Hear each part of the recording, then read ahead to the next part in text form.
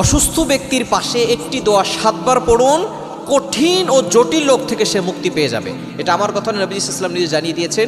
তিরমিজির ভিতরে একটি হাদিস রয়েছে, ছোট্ট একটি বাক্য যদি আপনি পড়তে পারেন অসুস্থ ব্যক্তির পাশে। অনেক সময় আমাদের পরিবারের ভিতরে আমাদের মা অসুস্থ হয়ে যায়, আমাদের বাবা অসুস্থ হয়ে যায়, আমাদের আত্মীয় স্বজন অনেক অসুস্থ হয়ে যায়। আপনি যদি এই ছোট্ট দোয়াটি আপনি পড়তে পারেন, মাত্র 7 বার পরে ফু দিবেন, দেখবেন আল্লাহ তাআলা মৃত্যু ছাড়া সব রোগের ওষুধ হচ্ছে এই দোয়ার ভিতরে রয়েছে। অসুস্থ ব্যক্তির পাশে দাঁড়িয়ে আপনি একটি দোয়া পড়বেন, সে যেই হোক না কেন আপনি একটি দোয়া পড়বেন। দোয়াটি হচ্ছে আসআলুল্লাহাল আযীম রব্বাল আরশিল আযীম আইয়াশফিয়াক। এই দোয়াটা আপনি 7 বার পড়বেন। এই দোয়াটা পড়লে আল্লাহ পাক রব্বুল আলামিন তাকে শেফা দিয়ে দিবেন, তার রোগ থেকে আল্লাহ পাক রব্বুল আলামিন তাকে পরিত্রাণ দিবেন।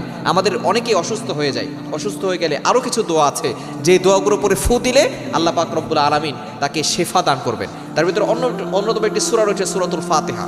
এই সূরাকে ফাতিহাকে বলা হয় শিফা ও মিন কুল্লি দা।